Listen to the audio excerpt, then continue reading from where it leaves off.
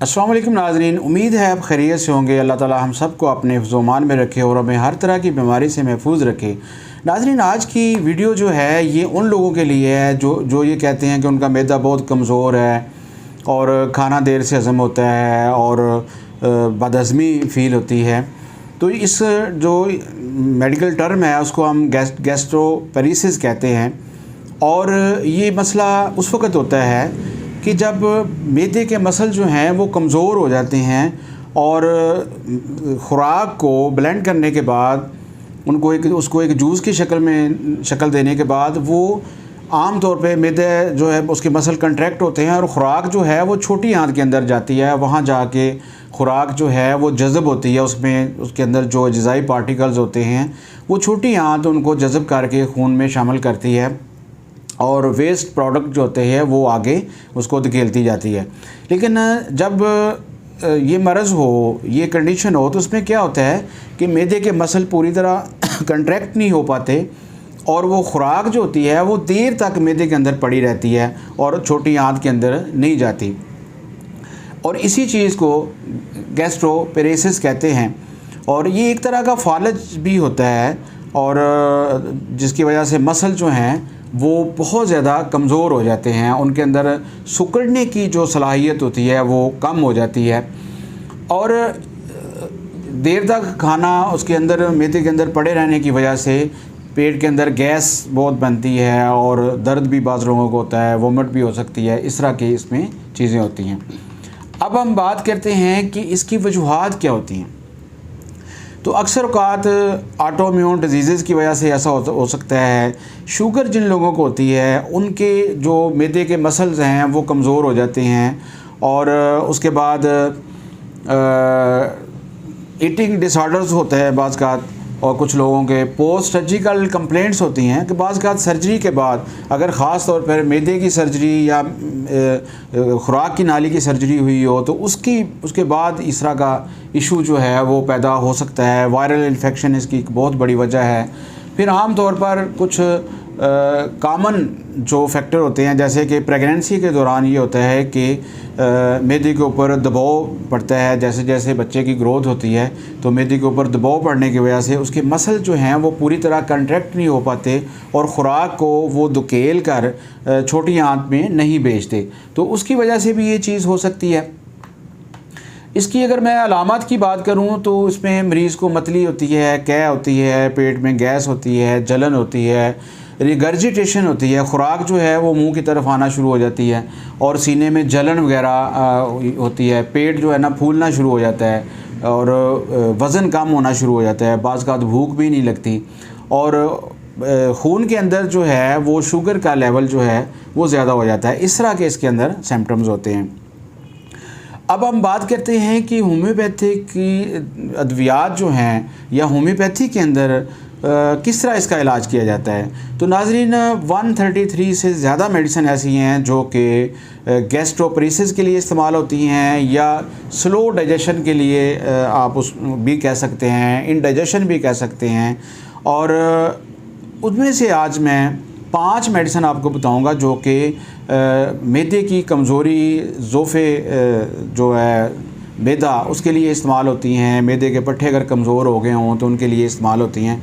तो सबसे पहली मेडिसिन जो है वो है एंटमक्रोडम।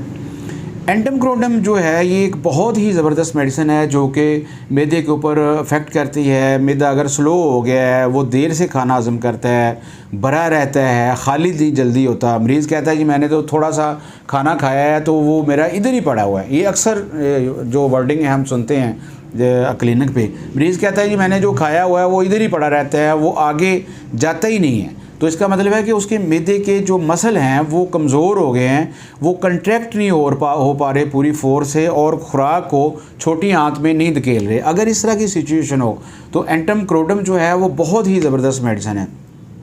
लेकिन इसमें ये बात याद रखनी चाहिए कि एंटमक्रोडम जो है ये उन लोगों की दवा होगी जिनको खट्टी खुराक खाने से, तुरश एसिड वाली चीज़ें खाने से, सिरके के इस्तेमाल के बाद, फिर ठंडा पानी पीने से और रोटी ब्रेड खाने के बाद उनको ये इशू ज़्यादा होता हो तो उनकी एक ज़बरदस्त मेडिसिन है।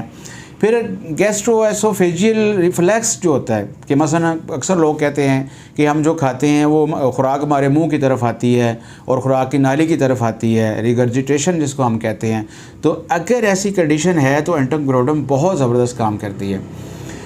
दूसरी जो मेडिसिन है वो है बिस्मिथ। बिस्मिथ जो है ये एक बहुत ही ज़बरदस्त मेडिसिन है जो कि गर्म मौसम के अंदर ज़्यादा इस्तेमाल होती है और कार्डियक ओरिफाइस जो होती है मैदे का मुंह के ऊपर, यानी आप ये समझिए कि जहाँ खुराक वाली नाली और मैदा आपस में मिलते हैं, वो जो जंक्शन बनता है उसका अगर डिफेक्ट हो तो इसमें जो है वो बहुत ज़बरदस्त मेडिसिन होती है और मरीज़ को भूख जो है वो बहुत कम लगती है या बिल्कुल ख़त्म हो जाती है। अच्छा, बच्चों के अंदर इसकी अलामत ज़्यादा होती हैं और ये कार्डियक ओरिफाइस की ख़राबी की वजह से अगर खुराक जो है वो गले में आती हो तो उसको बिस्मिथ जो है वो बहुत हद तक ठीक कर देती है। और बाज़ का ये जो कार्डियक ओरिफाइस है ये अगर तंग हो जाए किसी वजह से तो भी बिस्मिथ जो है वो ज़बरदस्त मेडिसिन है। यानी वो अफराद जिनको कार्डियक ओरिफाइस का मसला हो और उनको रिगर्जिटेशन होती हो और उनको खाना हज़म होता हो, मैदा स्लो हो गया हो, तो बिस्मिथ जो है वो ज़बरदस्त मेडिसिन साबित होती है। फिर इसमें एक बात और भी होती है कि जैसे ही मरीज़ पानी पीता है तो वो फ़ौरन क्या कर देता है। ये आप समझें कि बिस्मिथ की एक ख़ास इलामत है। तीसरी जो मेडिसिन है वो है हाइड्रास्टस। तो ये मेडिसिन जो है ये बूढ़े लोगों के लिए ज़्यादातर इस्तेमाल होती है जिनका मैदा कमज़ोर हो गया हो या मैदे की ख़राबी हो और खाने पीने के बाद उनको क्या होती हो, तो जलन होती है, रोटी हज़म नहीं होती है, ब्रेड खाने के बाद ज़्यादा मसला होता है, थोड़ा सा मरीज़ खाना खाता है तो उसका पेट भारी हो जाता है। और ख़ास तौर पर एनिमल फ्लूइड्स के लॉस के बाद अगर मरीज़ को मैदे का मसला हो गया हो तो हाइड्रास्टस जो है वो बहुत ही ज़बरदस्त काम करती है। चौथी मेडिसिन जो है वो है पापुलस मेडिसिन जो है इसकी दूसरे तरीका इलाज जो हैं जैसे एलोपैथी है, तिब्ब यूनानी है, उसके अंदर भी इसका इस्तेमाल होता है। और इसकी छाल से जो सैलिसाइलेट्स होते हैं उसकी छाल के अंदर, जिनसे जो है एस्प्रीन जो है वो प्रोड्यूस की जाती है और जो कि जिगर की ख़राबी और मैदे की ख़राबी के लिए इस्तेमाल होती हैं आम तौर पर। होम्योपैथी के अंदर ये दवा जो है वो मैदे को बहुत ज़्यादा तक़वियत देती है, हाज़मे को दुरुस्त करती है।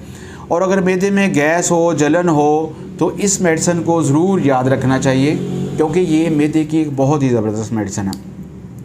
लास्ट पे जो मेडिसिन मैं आपको बता रहा हूँ वो है कार्बोवेज मेडिसिन जो है ये अगर रिच फूड खाने के बाद, फैटी फूड खाने के बाद, चिकनाई ज़्यादा खाने के बाद अगर किसी मरीज़ को बटर खाने से, मक्खन खाने से तकलीफ़ होती हो या फ्रीज़ की हुई चीज़ें जो होती हैं, ठंडी चीज़ें जो होती हैं जैसे आइसक्रीम है या ऐसी ग़िज़ा जो कि फ्रीज़ की हुई है, तो उसके खाने से अगर तकलीफ़ ज़्यादा होती है तो कार्बोवेज जो है एक ज़बरदस्त मेडिसिन है।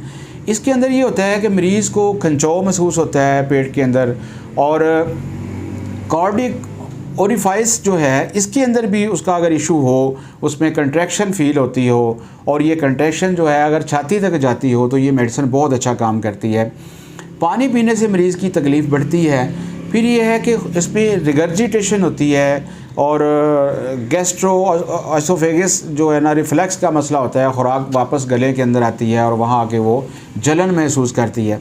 अब इस मेडिसिन के अंदर भी ये होता है कि एनिमल फ्लूइड्स के बाद, मसलन एनिमल फ्लूइड से मुराद ये है कि सीमन के ज़्यादा अखराज के बाद ब्लीडिंग, मसलन किसी औरत को पीरियड्स आए हुए हैं और पीरियड्स के अंदर ज़्यादा ब्लीडिंग हो गई है, खून ज़्यादा ज़ाया हो गया है, तो उसके बाद अगर मैदा ख़राब हुआ है या डिलीवरी के बाद अगर ब्लीडिंग ज़्यादा हुई है और मैदा ख़राब हो गया है तो कार्बोवेज जो है एक ज़बरदस्त मेडिसिन है।